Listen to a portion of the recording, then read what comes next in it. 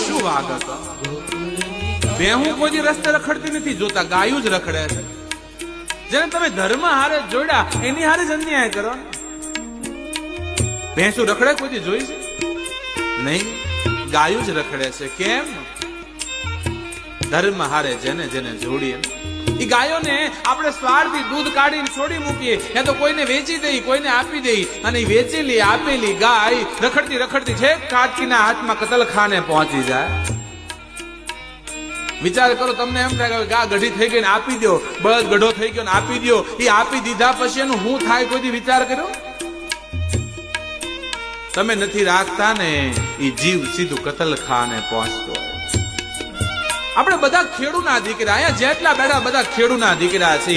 આપણે આ જે કાંઈ લીલા પિયા થઈને ફરી છીએ ને, આ બધું બળદની કાંધ ઉપરથી પડ્યા છે. આપણા બાપ દાદાઓએ પોતાની જમીનો ખેડવા હાટું બળદો હાંક્યા, અને બળદની કાંધ ઉપર આપણે આ સુખી છીએ. મોટામાં મોટો આભાર હોય તો એ બળદોનો છે. એ બળદને રસ્તે રખડતા કરી દીધા. એકવાર એક બળદ એમ કહેવાય એના માલિકે કાઢી મૂક્યો, રસ્તે રખડતો હતો. રસ્તે રખડતા બળદને 15 દિવસ થયા ને એનો માલિક મળ્યો. એનો માલિક મળ્યો એટલે એના માલિકને કીધું કે કેમ છો ભાઈ, મજામાં તો છો? ખેડૂતે આમ હામી નજર ન કરી. કેમ નજર કરી?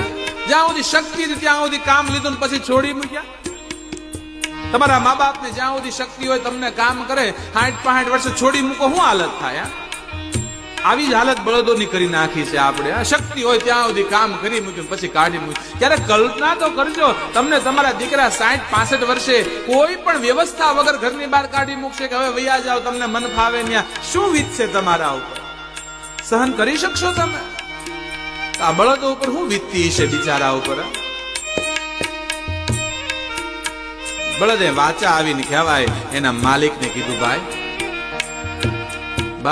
મારે તારી હારે વાત કરવી છે. ખેડૂત નીચું મસ્તક કરી સાંભળે છે કે ભાઈ મારે આજ તને ફરિયાદ કરવી છે, મારા હૃદયની વાત કરવી છે. મારે તે દિવસે તું મને મેકવા આવ્યો ને તે દી આ શબ્દ મારે કહેવાતા પણ કહી ન શક્યો, કારણ મારા પેટમાં તારો ઘરનો ખોરાક પડ્યો હતો. તારા ઘરે ખાઈને નીકળ્યો હતો ને, મારા પેટમાં તારું અન્ન પડ્યું હતું, હું તને કહી ન શક્યો. આજ મારે મારા હૃદયની વાત કરવી છે. ભાઈ જે દિવસે મારો જન્મ થયો તારા ઘેર ગાયના કુખે વાસડા તરીકે ભાઈ, અને જે લાડકોડથી તે મને મોટો કર્યો, દીકરા કરતા હવાયો તે મને રાખ્યો હતો.